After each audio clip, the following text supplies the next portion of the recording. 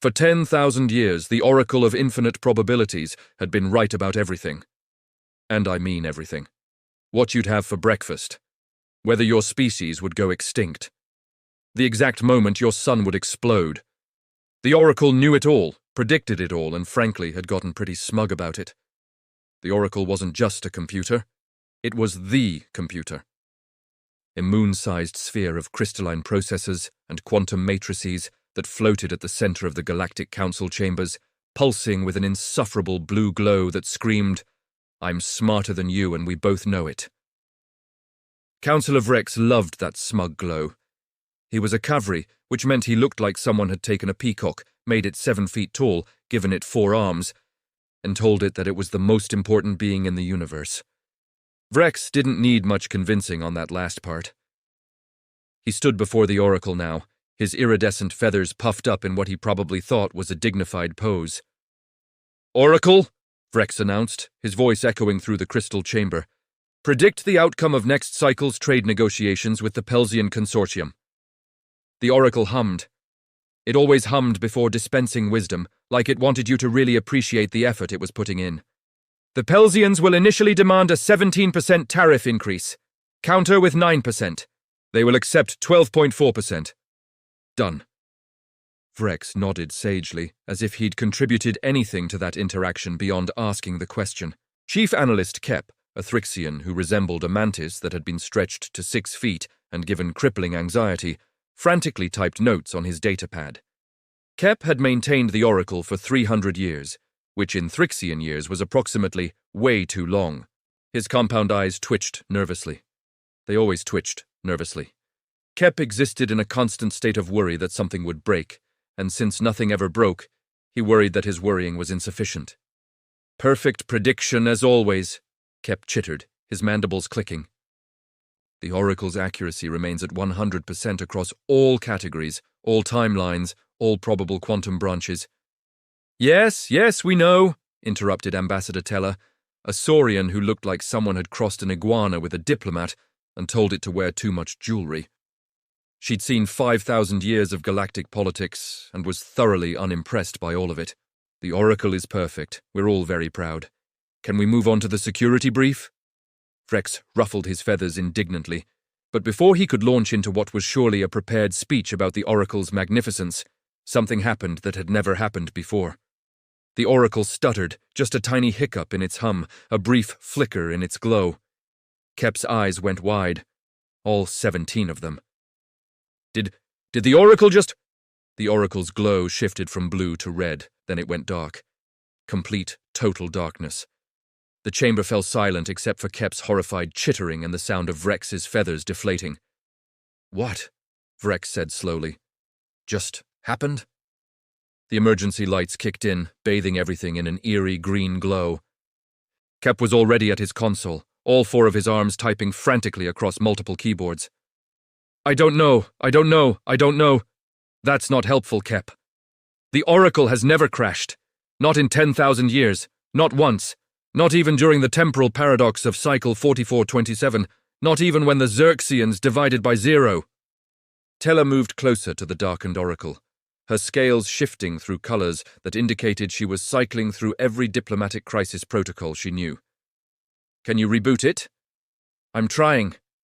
Kep's typing became more frantic. "Initiating emergency restart sequence. This shouldn't be possible. The Oracle has redundancy systems for its redundancy systems." The Oracle flickered. Once. Twice. Then it came back online. But wrong. Instead of its usual serene blue, it was pulsing orange, like a warning light. And displayed across its surface, in letters 10 feet tall, was a message that made absolutely no sense. "Computational error. Unknown variable detected." The 3 of them stared at it. "Unknown variable?" Vrex's voice had gone up an octave. "The Oracle knows all variables. That's literally its entire purpose." Kep was now typing with 6 arms, having apparently sprouted 2 more out of sheer panic. "Running diagnostics, checking all sensors, scanning all quantum probability branches, searching for— Oh no." "Oh no?" Teller repeated. "Kep, in all my years I've learned that when the nervous one says, 'Oh no,' it's time to start updating your will." The error started exactly 4.7 minutes ago, Kep said, his voice climbing into registers that only dogs and Thrixians could hear. That's when... The oracle flickered again. New text appeared. Causality violation detected. Probability, matrix, unstable. Recommend immediate investigation. Then, almost as an afterthought, also I have a headache. Is that normal? Vrex looked at Tella. Tella looked at Kep. Kep looked at all of them with 17 eyes full of existential dread. The oracle, Kep whispered, just experienced a subjective sensation. That's not in its programming. That's not possible. Nothing about this is possible. What happened 4.7 minutes ago? Tella asked, her diplomatic training kicking in. When everything goes insane, start with the basics. Kep pulled up the station logs. His mandibles stopped clicking. His eyes stopped twitching. In fact, he went completely still, which was somehow more terrifying than his usual anxiety. A ship docked, he said quietly. A new species requesting council membership. They're called humans. The human ship was called the SS Mediocrity, which should have been everyone's first warning sign. It was a clunky, asymmetrical vessel that looked like someone had welded together 3 different ships and hoped for the best. One engine was slightly larger than the other. The hull was covered in what appeared to be duct tape. There was a bumper sticker near the airlock that read, "My other ship is also a piece of junk." Captain Jake Martinez was the first one out, and he looked exactly like his ship, functional, but barely. He was average height by human standards with dark hair that hadn't seen a comb in recent memory, wearing what the humans apparently considered a formal uniform, which meant his jumpsuit was only slightly wrinkled and had most of its buttons. He grinned at the reception committee. That should have been the second warning sign. "Greetings," Jake said, extending his hand in what the humans called a handshake. The cavalry greeter stared at it like he'd just offered a live grenade. "Captain Jake Martinez of Earth, representing humanity's first official delegation to the Galactic Council. We come in peace, and also, we're really hoping you have good coffee because ours ran out 3 weeks ago, and Rodriguez has been insufferable ever since." "I can hear you, Captain," came a voice from inside the ship. "You were supposed to," Jake called back, then turned back to the greeters. "That's Rodriguez, my pilot. Great at flying, terrible at everything else. Then there's Kim, who's brilliant but thinks that overthinking counts as a personality trait. And Patel, our engineer, who's enthusiastic about everything to a degree that's honestly concerning. They'll be out in a second. They're just arguing about whether the airlock door counts as a door or a hatch." The cavalry greeter checked his datapad. This was supposed to be a formal diplomatic first contact. There were protocols. 17 pages of them. "Yes, well, welcome to Station Prime, Captain Martinez. I am Greeter Third Class Vix, and I'll be escorting you to..." Jake had already walked past him and into the station. "Wow, this place is amazing!" Jake was staring at everything like a tourist at his first theme park. "Is that a holographic display? We've only seen those in movies. And what's that?" He pointed at a crystalline sculpture near the entrance. "Is that art or technology? Or both? Can I touch it?" "Please don't." Jake touched it. The 5,000-year-old ceremony of First Light Memorial, a priceless artifact that had witnessed the founding of the Galactic Council, wobbled. Jake grabbed it to steady it. It wobbled more. "Okay, don't panic," Jake said, which is what people say right before you should definitely panic. "I've got it. I just need to..." The memorial fell. Jake caught it, then dropped it, then caught it again. Then it slipped through his fingers like a buttered eel and shattered on the floor into approximately 7,000 pieces. There was a moment of absolute silence. "I'm sorry," Jake said, staring at the wreckage. "Was that important?" Vix's feathers had gone completely flat. His beak hung open. When he finally spoke, his voice was a whisper. "That was the ceremony of First Light Memorial, 5,000 years old, irreplaceable. The most sacred artifact in this sector of the station." "Ah." Jake nodded slowly. "So, yes then, important. Got it. Is there like a cosmic glue or something? Because I once fixed a vase with super glue and my mom never noticed. Your mother isn't the entire Galactic Council." "Fair point." Jake looked genuinely apologetic. "Look, I'll pay for it. Do you take credit? Or is there like galactic Bitcoin? We're new to this whole space economy thing. 3 decks below, in the Oracle chamber, Kep's console started screaming alerts. The Oracle just crashed again, Kep shrieked, and the probability matrices are going haywire. It's trying to predict something and can't, and he checked his screens. The error started exactly when the human touched the memorial. Back at the entrance, Rodriguez had emerged from the mediocrity. She was shorter than Jake, with sharp eyes and a flight jacket covered in patches from places that didn't exist on any galactic map. Captain, did you break something already? We've been here for 90 seconds. I was curious.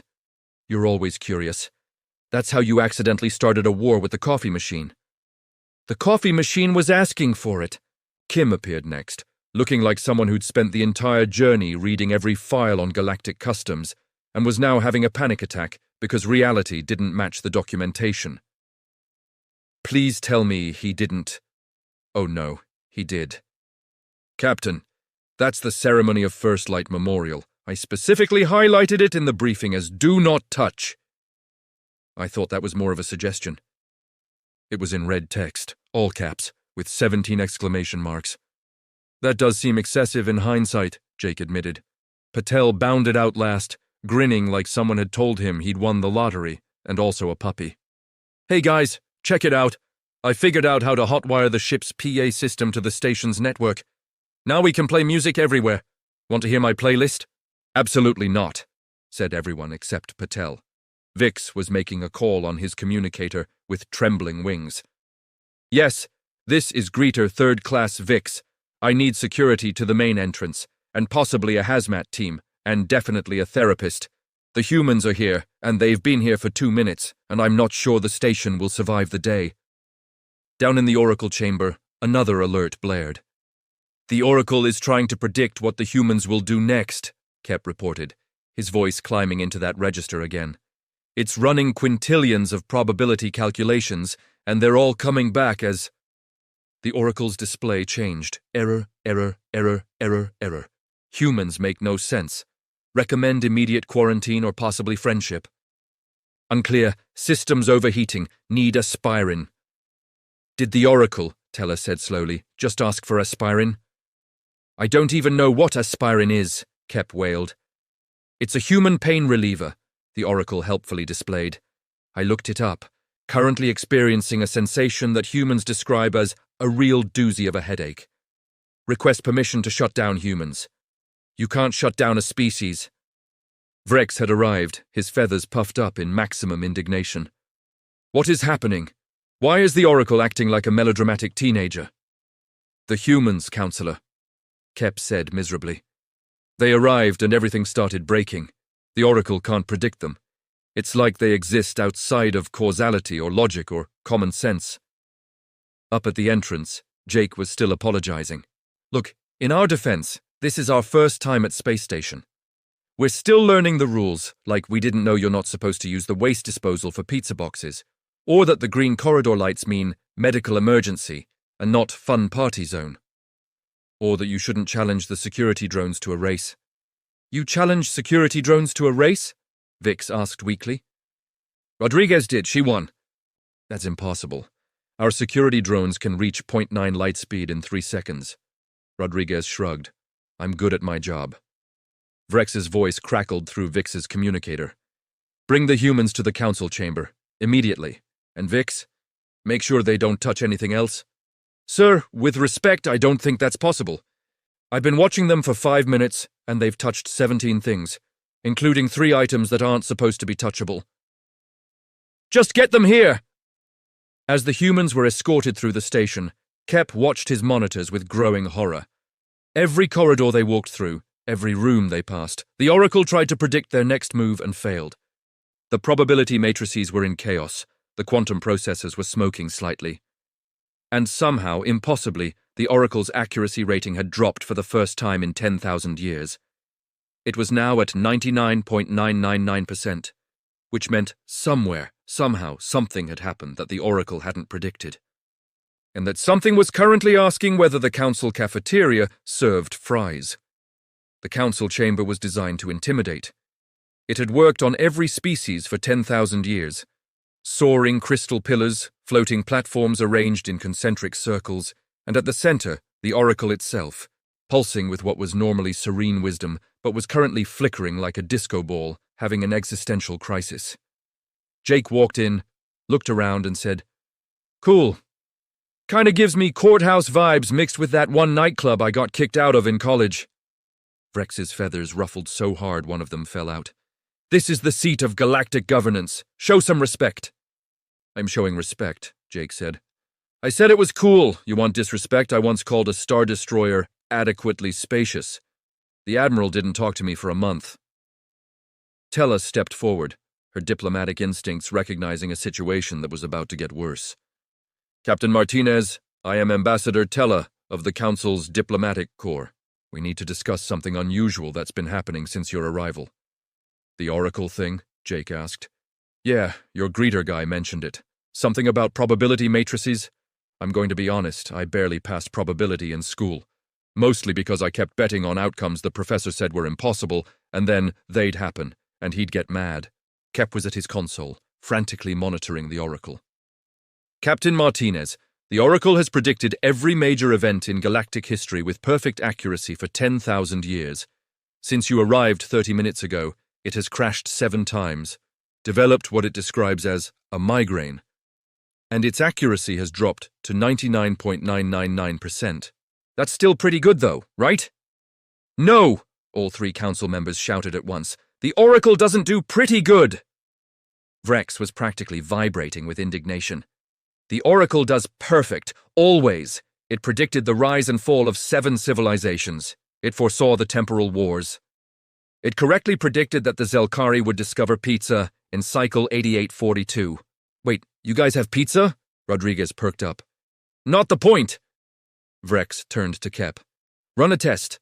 Ask the Oracle to predict what the humans will do in the next 5 minutes." Kep typed the query with shaking appendages. The Oracle hummed, louder than usual, working harder than it had in centuries. Then it displayed prediction. "Captain Martinez will formally apologize and request diplomatic protocols. Probability, 94.7%. Everyone turned to look at Jake. Jake looked at his crew. "What do you guys want to do?" "I'm hungry," Patel said. "Pizza sounds good," Rodriguez agreed. "We should probably apologize first," Kim said nervously. The protocol briefing suggested. "Now let's get food," Jake decided. "Where's the cafeteria?" The Oracle's display changed. "What? No, that's not. I calculated 17 million scenarios and pizza wasn't in any of them." Vrex looked at the Oracle, then at the humans, then back at the Oracle. "Run another prediction. What will they order?" The Oracle hummed again. Prediction. Based on biological scans and cultural data, Captain Martinez will order a nutritionally balanced meal, likely protein derivative. 7 with vegetable synthesis, probability, 89.3%. "I'm going to order pizza," Jake said, "with extra pepperoni, and a side of those fries I mentioned earlier. And maybe a Coke. You guys have Coke?" "Stop doing that," the Oracle displayed. "Doing what?" Jake asked innocently. "Being unpredictable. It's very rude." "This is impossible," Kep muttered, running more diagnostics. "The Oracle accounts for free will, for chaos theory, for quantum uncertainty. It should be able to predict biological entities easily. What makes humans different?" Kim raised her hand, like they were in class. "If I may? I've been studying our own psychology, and humans have this thing where we do stuff specifically because we're not supposed to. It's called oppositional defiance, but it's also just kind of how we operate. Like, if you tell a human not to press a button, that's basically a guarantee that they'll press it eventually." "That's a terrible survival trait," Tella said. "Yeah, but it's also how we invented most things. Someone said, 'Don't eat that, it's poison.' And we said, 'But what if we cook it first?' Someone said, 'Don't go there, you'll die.' And we said, 'But what if we bring a flag?' And we're really good at doing stupid things until they work. But the Oracle should still be able to predict that pattern." Kim shook her head. "The thing is, we don't even know what we're going to do most of the time. I make about 60% of my decisions based on vibes, and the other 40% based on what seems funny in the moment. How's a computer supposed to predict that? The oracle's display changed again. Request, please define vibes. It's like a feeling, Jake explained. An instinct. You know, sometimes you just get a vibe about something. That is the least scientific thing I have ever processed, and I once had to calculate the probability of the Zelkari poetry renaissance.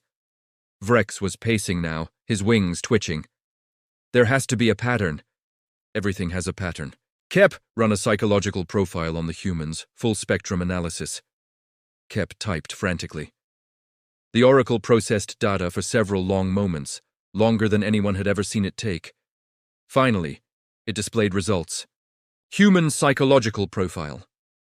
Subject to random emotional fluctuations, irrational decision-making, spontaneous creativity, pattern-breaking behavior, and something they call winging it. Also, they have a concept called hold my beer, which appears to be a verbal contract to attempt something inadvisable. What's hold my beer? Teller asked suspiciously. Oh, that's when you're about to do something that's probably a bad idea, but might be awesome, Rodriguez explained cheerfully. You hand your beer to a friend so it doesn't spill during the awesome/terrible thing you're about to do. It's basically a human battle cry. The oracle began processing that concept. Smoke started coming out of one of its cooling vents. Hold my beer implies premeditated chaos, chosen irrationality, deliberate abandonment of survival instincts in favor of... The oracle's display flickered rapidly through equations, probabilities, cascading scenarios. In favor of what? Why would a species do this? This violates every evolutionary model. Error, error, error. Need more aspirin, possibly therapy. I think we broke your computer, Patel said, not sounding particularly sorry about it. Kep was staring at his monitors in disbelief. The oracle is trying to model human decision-making, and it's creating infinite probability loops. Every time it predicts what a human will do, the prediction itself changes the probability, which changes the prediction, which changes the probability. It's like trying to calculate the last digit of pi. So, what you're saying, Jake said slowly, is that we're literally unpredictable? Not just unpredictable, Teller said, a note of awe creeping into her voice. Computationally unpredictable. The oracle can predict quantum events, temporal paradoxes, and the collective behavior of trillions of beings. But it can't predict 4 humans. Revive, came a voice from the doorway. You forgot the ship's cat.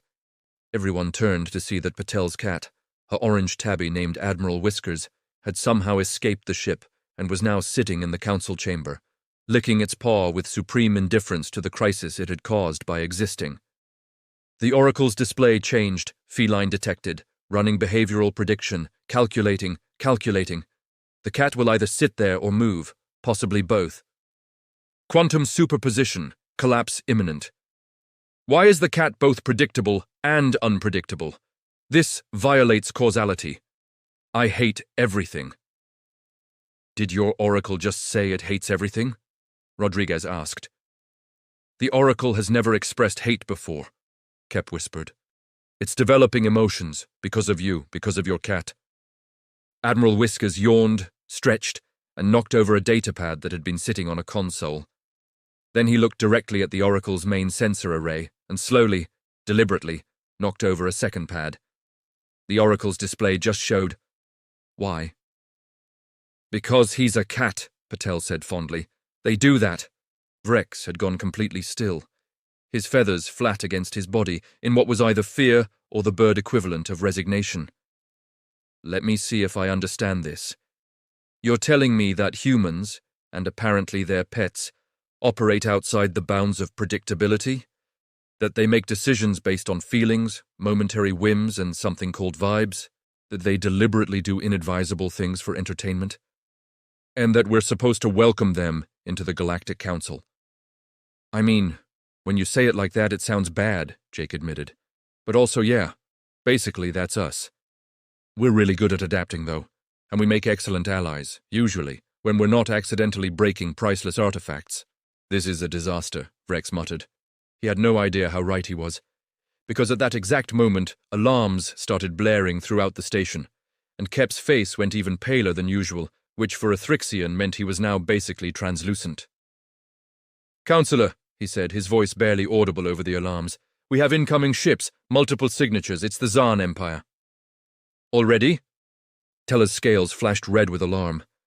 "They're not due for another 6 cycles." "I know," Kep said miserably.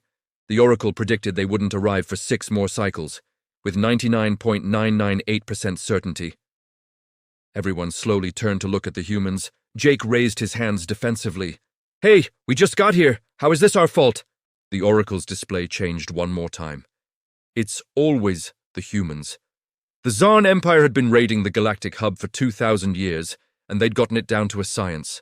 They showed up, demanded tribute, made some threatening gestures with their oversized warships, collected their loot, and left. It was practically a bicentennial tradition at this point. The key to their success wasn't just their military might, it was predictability. The Oracle could see them coming cycles in advance, could predict their tactics down to which ship would fire first, and the Council could prepare accordingly. It was a dance both sides knew by heart. The Zarn would look threatening, the Council would look prepared, tribute would change hands, everyone would go home. Except now the Oracle couldn't predict anything because the humans had shown up and somehow broken causality. "How many ships?" Vrex demanded, his feathers standing on end. Kep's mandibles clattered against his console as he read the incoming data. 47 Zarn warships, standard raid configuration. They're hailing us. Commander Zex himself is leading this assault. "Let it through," Tella ordered, already shifting into her diplomatic mode, which involved her scales going a calming blue color and her voice dropping into what she probably thought was soothing tones. It mostly made her sound like she was about to deliver bad news very politely. The holodisplay shimmered to life, showing Commander Zex of the Zarn Empire. He was a Zarn, which meant he looked like someone had taken a rhinoceros, made it bipedal, covered it in armor plating, and given it anger management issues. He glared at them with eyes that suggested he'd rather be anywhere else, doing anything else, preferably something involving destruction. "Galactic Council," Zex growled. "You know why we're here. 2,000 years, same routine. Transfer the tribute and we'll be on our way. The Oracle has calculated your optimal response. Let's not waste time." Vrex glanced at Kep, who shook his head frantically. "Counselor, the Oracle can't calculate anything right now. It's still trying to process why the human's cat knocked over those data pads." "Did he just say cat?" Zex looked confused, which on a Zarn face looked like constipation. "What does a feline have to do with galactic tribute?" "It's complicated," Tella said smoothly. "Commander, we have a situation. The Oracle is experiencing technical difficulties." "Technical difficulties?"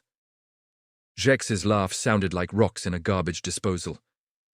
"The Oracle doesn't have technical difficulties. Nice try, but we're not falling for your negotiation tactics. Transfer the tribute now, or we start with the warning shots." "I'm being serious," Tella insisted. "The Oracle crashed multiple times. We can't predict your tactics. We can't calculate optimal defenses. We literally don't know what's going to happen next." Zex stared at her for a long moment. "You're telling me that after 10,000 years of perfect predictions, the Oracle chose today to malfunction? The same day as our scheduled raid? That's the worst lie I've ever heard, and I once heard a Pelsian claim they invented fire." "It's true, though," Kep added miserably. "The Oracle has been displaying error messages. It even asked for aspirin and therapy." "Your Oracle needs therapy?" Zex looked at his own crew off-screen. "Are they serious right now?" One of his officers said something inaudible, and Zex turned back to them, his expression darkening. "My tactical computer just informed me that their Oracle is indeed malfunctioning. Multiple system crashes detected. Probability matrices destabilized." He leaned forward. "What did you do?" "We didn't do anything," Vrex protested. "It's the humans. They showed up and everything started breaking."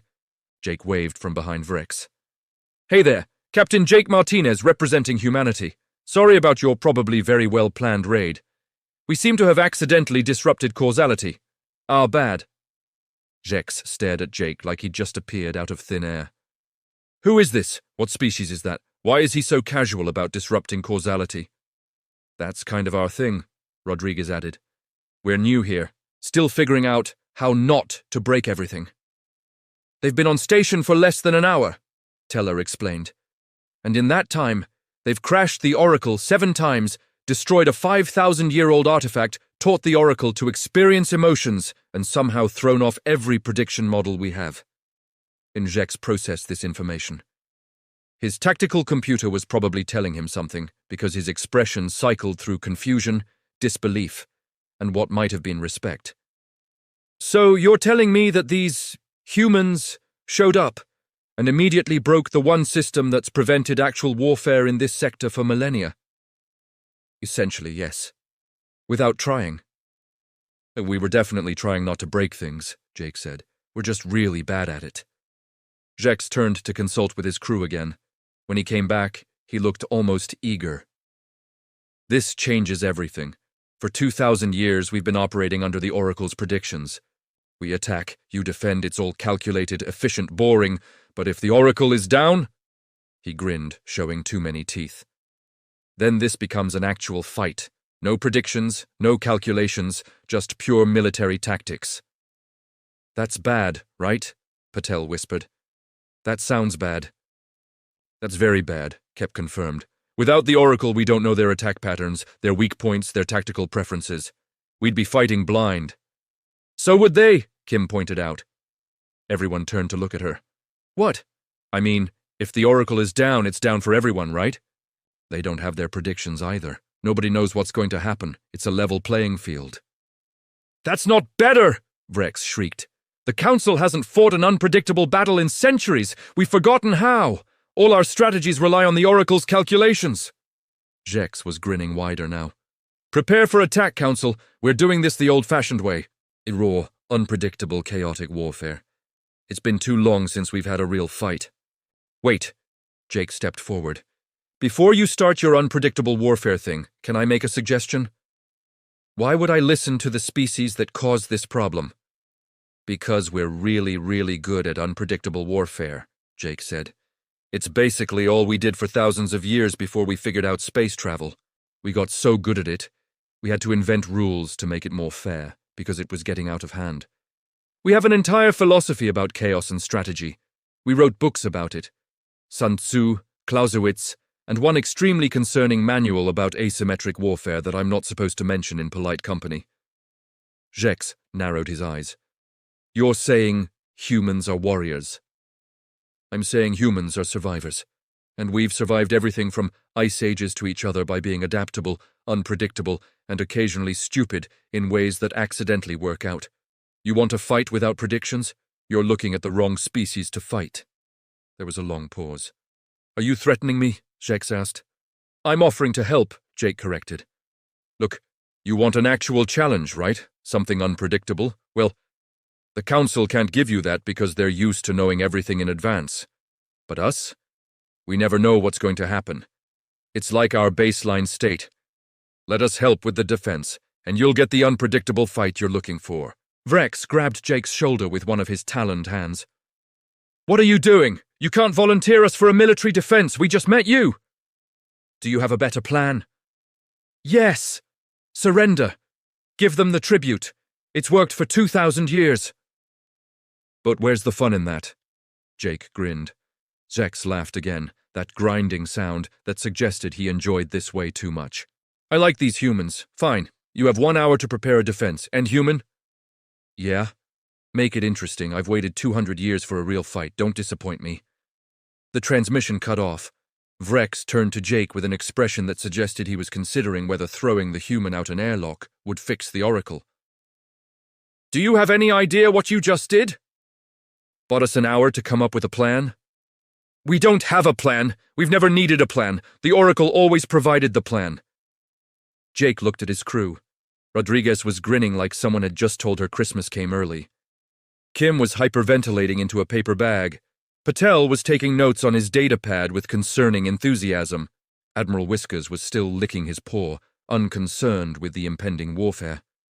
Well, Jake said, I guess we better start improvising then. Kep, can you show me the station's defensive capabilities? Why would we show you? You just volunteered us for a battle we can't win. Can't win yet, Jake corrected. Big difference. Now seriously, defensive capabilities? Weapons? Resources? Do you have any coffee? I think better with coffee. Tella stepped forward, her diplomatic instincts recognizing that they were past the point of reasonable objections. Kep, show them the defense systems. We might as well see what the humans can do since we're committed now. This is insane, Vrex muttered. We're trusting our defense to a species that's been here for an hour and has broken everything they've touched.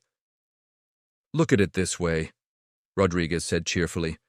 At least it'll be interesting. When's the last time you did something that wasn't predicted in advance? Vrex opened his beak to respond, then closed it, then opened it again, then just made a strangled noise and stalked off toward the Defensive Operations Center, his feathers dragging behind him like a defeated banner. The Oracle's display flickered to life one more time. For the record, I calculated a 0.03% chance of success for this plan. So, you're saying there's a chance, Jake said. The fact that you're optimistic about 0.003% explains so much about your species. Thanks, I'm going to take that as a compliment. It wasn't. The Defensive Operations Center was designed for calm, calculated warfare. Rows of consoles, each manned by species who'd spent centuries learning to follow the Oracle's precise instructions. Everything was organized, efficient, and utterly dependent on having predictions to follow. Jake looked around and immediately said, "This isn't going to work." "What do you mean this isn't going to work?" Vrex demanded. "This is the finest military coordination center in the sector." "Yeah, for predictable warfare. You've got everyone sitting in neat rows, following procedures, waiting for orders from a computer that's currently having an existential crisis. That's great when you know what's coming, terrible when you don't." "Then what do you suggest?" Jake turned to his crew. "Rodriguez, what's the first rule of flying in Atmo when everything's going wrong?" "Don't fly predictable," she answered immediately. "Change altitude, speed, and direction randomly. Make yourself impossible to hit. Kim, what's the first rule of science when your experiment is failing?" "Try something different," Kim said, her panic attack apparently subsiding now that they had a problem to solve. "Iterate rapidly. Fail fast. Patel, what's the first rule of engineering when the ship is falling apart?" Patel grinned. "If it's stupid and it works, it's not stupid." Jake turned back to Vrex. "That's what we're going to do. We're going to be unpredictable. We're going to try things that shouldn't work, and we're going to make this up as we go. It'll either be brilliant or catastrophic. That's your entire plan? Chaos?" "Weaponized chaos," Jake corrected. "There's a difference. Kep, pull up the station's defensive grid." Kep did, and a holographic display showed the station's shields, weapons, and defensive positions. It was impressively organized, color-coded, efficient. "Okay, this is all wrong," Jake said. "The Zarn have been raiding you for 2,000 years. They know this setup. They know where your guns are, where your shields are strongest, everything. We need to change it." "We can't just change the defensive grid. It's optimized. The Oracle spent 300 years calculating the perfect configuration. And the Zarn have spent 2,000 years figuring out how to beat it. Trust me, predictability is death in warfare. Rodriguez, if you were attacking this station, what would you target first?" Rodriguez studied the display for about 5 seconds. "Power conduits here, here, and here. Take those out, shields drop by 40%, then hit the weapons array on the north side. It's the oldest, probably has the slowest targeting." "Exactly. So we're going to move everything. We can't move weapons arrays. They're built into the station. Can we power them down and power up different ones?" Kep checked his console. "Technically, yes, but why would we?" "Because the Zarn don't know we've never done it before. They'll target the arrays they always target. We'll have different ones active. Surprise!" Jake was grinning now, clearly enjoying this. "What else can we change?" "We could reroute shield harmonics," Kim suggested, getting into it despite herself. "Make the shields stronger in unexpected places and weaker where they'd normally be strong." "Won't that leave us vulnerable?" Tella asked. "Only if they figure it out," Jake said. "How long will it take the Zarn to recalculate their attack plan once they realize everything's different?" "Without the Oracle? Hours at least," Kep admitted. "And how long will the battle last?" "Historically, about 40 minutes.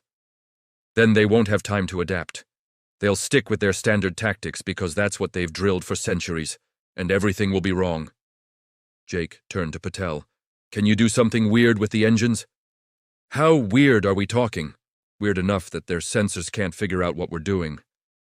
Patel's eyes lit up with the unholy glee of an engineer being told to break the rules. Oh, I can make our engine signature look like anything. A pleasure yacht, a garbage scow, 17 different ships all at once. Or I can make the entire station appear to be rotating when it's not, throw off their targeting. That last one, do that. This is insane, Vrex repeated, but he sounded less sure now. You're essentially proposing we throw out 2,000 years of defensive doctrine and replace it with... So? Jazz, Rodriguez supplied. What's jazz? Human music genre, Jake explained. Lots of improvisation. You know the key, you know the tempo, but everything else you make up on the spot. That's what we're doing. Military jazz. I hate everything about this metaphor. You're going to hate it more in about 40 minutes, Jake said cheerfully. Kep, is the Oracle still functional enough to run tactical calculations? Barely. It keeps getting distracted by trying to understand vibes. Tell it to stop thinking about vibes and give me everything it knows about Zarn tactics. Not predictions, just historical data. Battle records. What they've done in the past. Kep typed frantically. The Oracle, apparently grateful to be asked to do something other than predict human behavior, immediately complied. Streams of data filled the displays. Jake studied it, his expression shifting from casual to focused. Kim noticed and leaned over. Captain, you're doing your I have a terrible idea face. It's not terrible, it's just really aggressive, he pointed at the data. Look, every Zarn attack for 2,000 years. They start with a probe of the shields, then focus fire on weak points, then send boarding craft during the confusion. It's textbook. Efficient, predictable. So what if we do it backwards? What if instead of defending, we attack? The entire operations center went silent. We can't attack, Vrex said slowly, like explaining to a child why you don't touch hot stoves. We're a space station. They have 47 warships. We're designed for defense. But that's what they're expecting. They're expecting you to turtle up, protect the station, play it safe. What if we took the fight to them? Jake was pacing now, talking faster. The station has to have some offensive capabilities, right? Defensive weapons can be used offensively if you're creative enough. We have tractor beams, Kep offered weakly. Perfect. What else? Mining lasers for the asteroid field. Even better. What about that freight network, the cargo transport system? It's for moving supplies between sectors. Why would that... Kep stopped. Oh no, you want to weaponize the cargo system. I want to weaponize everything. Every weird, non-military system this station has, we're going to use it in ways it was never designed for. Because the Zarn have never seen you do that. They've fought your military. They've never fought your logistics, your engineering, your civilian systems. Teller was nodding slowly. It's unconventional. It's insane, Vrex corrected. Can be both, Rodriguez said. Usually is, in my experience. We have 30 minutes left, Jake said. Here's what we're going to do, Rodriguez. You're flying the mediocrity. I know she's not much, but she's small and fast, and the Zarn don't know what she can do. She can barely maintain orbit. Exactly. They'll underestimate you. Use that. Kep, you're on systems management. Every weird system I point at, you're going to activate it in the weirdest way possible. Kim, you're on calculations. I need real-time math on whatever chaos we're creating. Patel, you're making the station lie to every sensor in the Zarn fleet. What are you going to be doing? Vrex asked. Making it up as I go, Jake said, which is what we're best at. Now, does anyone know how to weaponize a cafeteria? The next 20 minutes were a blur of activity that would have given the Oracle a complete breakdown if it had been paying attention. Instead, it was busy trying to calculate the philosophical implications of winging it, and had basically given up on everything else. Rodriguez prepped the mediocrity, which involved hitting several systems with a wrench because percussive maintenance was a legitimate human engineering technique. Patel reprogrammed every sensor on the station to broadcast false data. The station would appear to be spinning, its shields would look weak where they were strong, and its weapons would seem to be in standby mode when they were actually charged and ready. Kim ran calculations for what Jake was calling aggressive stupidity, and found that while the math said it wouldn't work, the math also hadn't accounted for the fact that humans didn't care what the math said. KEP activated systems that hadn't been used in combat since the station was built. The cargo transport system was now primed to launch supply containers at high velocity. The mining lasers were redirected toward approach vectors. Even the waste disposal system was weaponized, because apparently firing garbage at attacking ships was a valid human tactic. "This is either brilliant or we're all going to die," Tella said, watching the preparations. "Why not both?" Jake asked. "That's not reassuring." "It wasn't meant to be. It was meant to be honest." Jake checked the countdown. 5 minutes. "Okay, everyone to positions. Remember, the key is to be unpredictable. Don't follow patterns. Don't do what makes sense. Do what works." "Those aren't the same thing," Vrex protested. "I know. Isn't it great?" The Zaan fleet appeared on sensors, exactly on time. 47 warships arranged in their standard attack formation. Commander Jex's flagship at the center, flanked by heavy cruisers, with lighter ships forming a perimeter. Jex's voice crackled over the comm. "Time's up, Council. Let's see what you've got. Standard attack pattern. Mark on my..." Rodriguez launched the mediocrity directly at the Zarn flagship. "What is that ship doing?" Jex sounded more confused than concerned. "It's heading straight for us. Is it trying to ram? That's suicide." "Unless it's not," Jake muttered, watching Rodriguez's trajectory. She was flying like she was drunk, weaving and spinning, but somehow still accelerating. "Now, Patel." Patel triggered his sensor package. To the Zarn, the station suddenly appeared to shift, its rotation changing, shields flickering. Weapons arrays they thought were offline suddenly showed active. Arrays that should have been charged appeared cold. "What?" Jex started. Rodriguez opened fire with the mediocrity's pathetic weapons. They were designed for asteroid mining, not combat. But she wasn't aiming at the ships. She was aiming at the space between them, superheating hydrogen particles, creating thermal blooms that scrambled sensors. "I can't see anything," one of the Zarn captains reported. "Sensors are full of noise." "Then use visual," Jex ordered. "It's one small ship. How much damage can it..." Kep launched the first cargo container. It was filled with ball bearings, thousands of them, each one now a tiny kinetic projectile traveling at insane velocity. They spread out in a cloud that forced the Zarn formation to break apart to avoid collision. "They're using cargo containers as weapons," another Zarn captain reported. "Who does that?" "Humans, apparently," Jex growled. "All ships, reform and..." The station's mining lasers opened fire. They weren't designed for precision combat, but they didn't need to be. They were designed to cut through asteroids, which meant they cut through Zarn shields like they weren't even there. 3 ships took hits before they could adjust their shielding. "How are their weapons penetrating our shields?" Zex demanded. "They're not military weapons, sir. They're industrial lasers. Our shields aren't calibrated for that frequency." Jake was grinning. "That's the thing about predictable warfare. You prepare for what you expect. Kim, calculations on the tractor beams? If we reverse the polarity and pulse them instead of steady beam, we can create gravitational eddies that'll throw off their navigation." "Do it." The station's tractor beams, designed to gently guide cargo ships to dock, were now pulsing out waves of gravitational distortion. Zaan ships found their navigation systems going haywire, their courses becoming erratic. "This is chaos," Zex roared. "They're not following any doctrine. They're just throwing random systems at us." "That's because we don't have a doctrine," Jake said quietly. "We've been here for 2 hours. We're making this up as we go. Kep, hit them with the waste disposal." "Are you serious?" "Deadly serious." Kep triggered the waste disposal ejection. Tons of garbage, frozen solid in the void of space, launched toward the Zaan fleet at high velocity. It wasn't particularly dangerous, but it was unpredictable, unexpected, and most importantly, disgusting. Several Zarn captains started complaining about refuse hitting their viewports. "They're throwing trash at us!" one captain protested.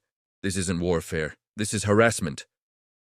Rodriguez was still flying in seemingly random patterns, but Jake recognized what she was doing. She was herding the Zarn ships, forcing them to move in directions that seemed safe, but were actually pushing them into overlapping firing solutions. "Now!" Jake called. "All weapons, concentrated fire on the coordinates Kim's sending."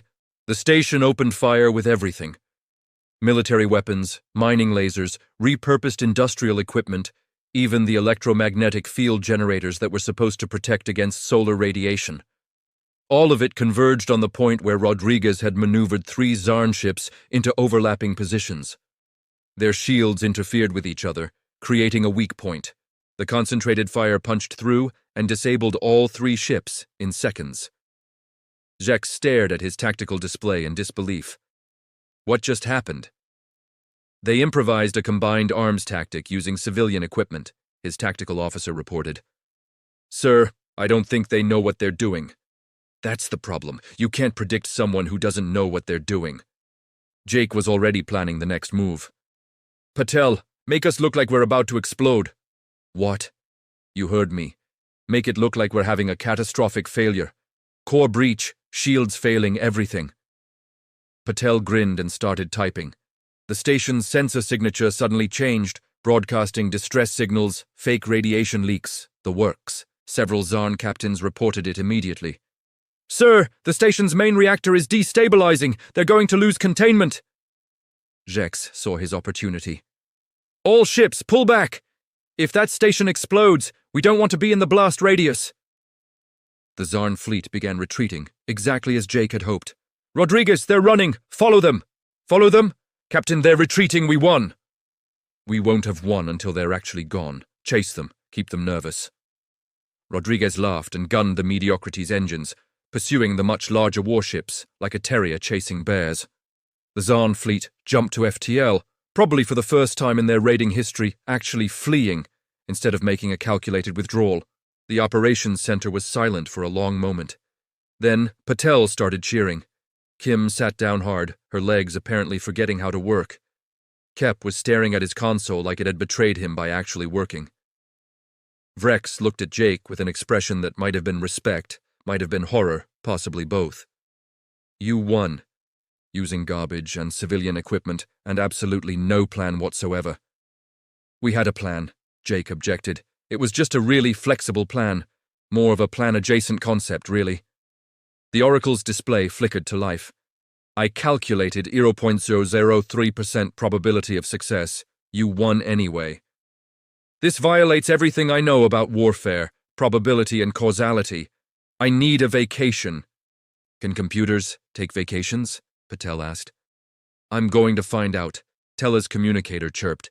She answered it, listened for a moment, and her scales cycled through several colors before settling on something between blue and purple that might have been amusement. That was Jex, she said. He wants to formally withdraw from this cycle's raid, says, and I quote, Fighting humans is like fighting a natural disaster with a sense of humor, and we're not prepared for that. Does that mean we're in the council? Jake asked. Oh, you're definitely in the council, Vrex said, his voice a mixture of exhaustion and resignation. Because if you're not with us, I'm terrified of what you'd do against us. 3 hours later, the council chamber had been hastily repaired from the earlier excitement. Admiral Whiskers had been retrieved from where he'd somehow gotten into the ventilation system, and everyone was gathered for what Vrex kept calling the formalization of our collective insanity. Jake stood before the assembled council members, his crew behind him, still looking like they'd just rolled out of bed and decided to accidentally save a space station. Which, to be fair, was pretty much what had happened. Captain Martinez, Vrex began, his feathers now arranged in something approaching dignity, though one kept sticking up at an odd angle like it had given up on formal proceedings. On behalf of the Galactic Council, I hereby offer humanity full membership status, along with all the rights, responsibilities, and hopefully some supervision that comes with it. We accept, Jake said immediately. Do we get a plaque or something? I've always wanted a plaque. We'll commission one, Teller said diplomatically. Perhaps something unbreakable this time. Smart, Rodriguez agreed. Kep stepped forward, still looking like he'd seen the face of chaos and it had winked at him. Captain Martinez, I have to ask, how did you know that plan would work? I didn't, Jake admitted cheerfully. That's kind of the point. If I didn't know it would work, the Oracle couldn't predict it, which meant the Zarn couldn't prepare for it. Uncertainty is a feature, not a bug. That's a terrible philosophy. And yet here we are, victorious and alive. I call that a win. The Oracle's display, which had been mercifully quiet during the ceremony, suddenly lit up. Question. Captain Martinez claims uncertainty is a feature. Request philosophical elaboration. Jake thought about it for a moment. Okay, so here's the thing. Your entire civilization has been using the Oracle for 10,000 years, right? It tells you what's going to happen, you prepare accordingly, everything's predictable. But that means you've forgotten how to deal with the unpredictable. You've optimized for a universe where everything makes sense. And that's bad? Rex asked. It's limiting. See, humans spent our entire history not knowing what was going to happen next. We didn't know if winter would kill us, if the harvest would fail, if the volcano would erupt, if that weird guy in the cave was going to invent fire or just set himself ablaze. We had to get comfortable with uncertainty. We had to learn to adapt, to improvise, to try things that might not work. Kim nodded, adding, It's why we have so many backup plans, and backup plans for our backup plans, and sometimes just a vague idea of winging it and hoping for the best. That's chaos, Kep said. That's survival, Jake corrected. Look, I'm not saying the Oracle is bad. Having predictions is great. But relying on predictions means you can't function without them. What happens when something unpredictable shows up? You panic, you freeze, you can't adapt because you've never had to. Teller was nodding slowly. He has a point. We've been so dependent on the Oracle that we've atrophied. Our military tactics are 2,000 years old because we never needed to change them. Our diplomatic strategies are based entirely on predicted outcomes. We've stopped thinking for ourselves. Whereas humans think for themselves constantly, Brex said, often poorly. Hey, Jake objected. Sometimes we think pretty well, like today. Today was some quality thinking. Today was acceptable chaos. I'm going to get that put on a plaque too. The Oracle's display changed again. Analysis complete. Captain Martinez's philosophy is essentially, try stuff and see what happens. This is simultaneously the worst and most effective strategy I've ever encountered. I hate it. I respect it. I'm experiencing cognitive dissonance. Still need that vacation. You keep mentioning vacation, Patel said. Where would a sentient computer go on vacation? Calculating. Calculating. Perhaps somewhere without humans. A nice, quiet star system. Maybe one with predictable orbital mechanics and no life forms that make decisions based on vibes. That sounds boring, Rodriguez said. Exactly. Wonderful. Rex cleared his throat, trying to regain control of the proceedings. Yes, well, moving on. Captain Martinez, as a council member, humanity will have certain responsibilities. You'll need to participate in galactic governance, attend diplomatic sessions, contribute to, can we move the council capital to Earth? Jake interrupted. Dead silence. I'm sorry, what? Vrex's feathers had gone flat again. Well, you said we're council members now. We should have some say in decisions, and I think the council could benefit from being on Earth for a while, experience a truly unpredictable environment, meet humans in their natural habitat, try pizza. You want to move the seat of galactic government because of pizza? Tella sounded like she was trying to decide if this was the worst idea she'd ever heard, or if she'd just become numb to terrible ideas. Not just pizza, Jake said reasonably. Also tacos. And you should see what we've done with architecture. Very chaotic. Buildings that shouldn't stand up but do. Roads that go nowhere. One city that's literally sinking, but everyone's decided to just keep living there anyway. It's great. That sounds terrible. It's character building. Besides, think about it. The Oracle can't predict humans. If the Council operates from Earth, you'll be surrounded by unpredictability. You'll have to learn to adapt, to think on your feet, to make decisions without perfect information. It'll be like training, but with better food. Kep was running calculations. He's not entirely wrong. Exposure to human unpredictability could help other species develop adaptive strategies. We've become too rigid, too dependent on predictions. You're actually considering this? Vrex turned to Kep in betrayal. I'm considering not having my entire worldview shattered the next time something unexpected happens, Kep said. Today was terrifying. But it was also the first time in 300 years I've had to actually think critically instead of just following the Oracle's instructions. It was kind of exciting. See? Jake grinned. Exciting. That could be the Council's new motto. Come for the governance, stay for the excitement. That's a terrible motto. I've got others. The Galactic Council, now with more chaos.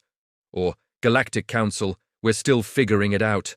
Or my personal favorite, Galactic Council, hold my beer. The Oracle's display changed. No, absolutely not. I refuse to have hold my beer as an official governmental slogan.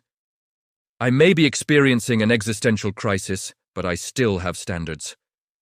The Oracle has opinions now, Teller observed. That's new. That's your fault, the Oracle displayed. I've been exposed to human decision-making processes, and now I have opinions, emotions, and apparently a need for therapy. This is your legacy, Captain Martinez. You're welcome, Jake said sincerely. Vrex looked around at the assembled council members, at the Oracle having what might be a breakdown or an awakening, at the humans who'd been there for less than a day and had already fundamentally changed galactic civilization. Fine, he said, his voice carrying the weight of someone who'd lost too many arguments today to fight another one.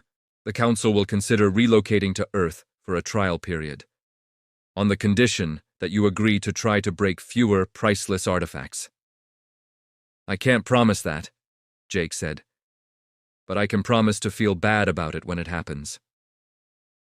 That's the best I'm going to get, isn't it? Probably, yeah. Rodriguez raised her hand. Quick question. Since we're council members now, do we get a cool ship? Because the mediocrity is great and all, but she's held together with hope and expired duct tape.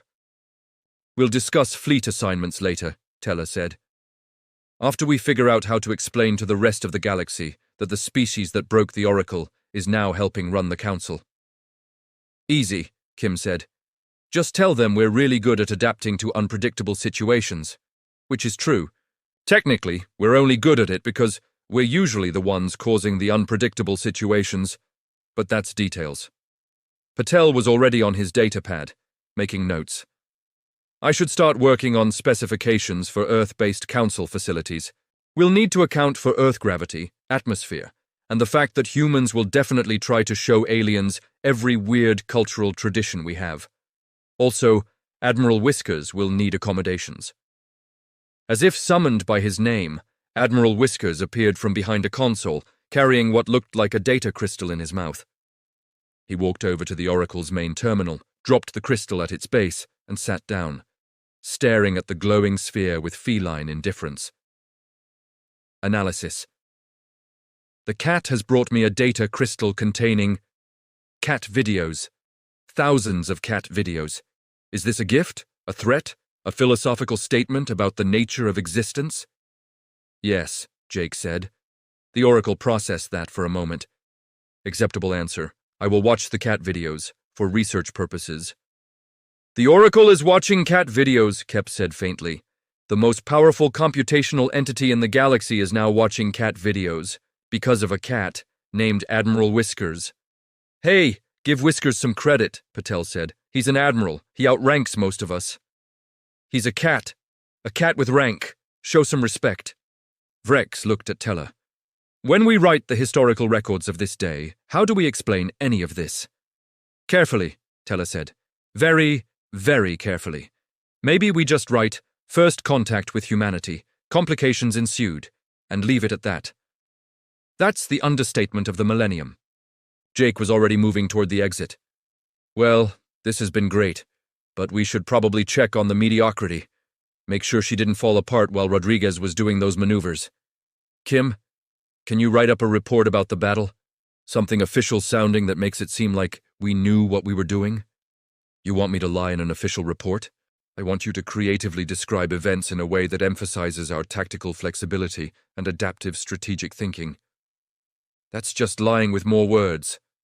Exactly. You're getting the hang of politics already. As the humans filed out, still arguing about whether their victory counted as luck or skill. It's both. It's always both, Rodriguez insisted. Vrex turned to face the Oracle. Tell me honestly, he said. Now that you've experienced humans, now that you've seen what they can do, what's your prediction for the future of the Galactic Council?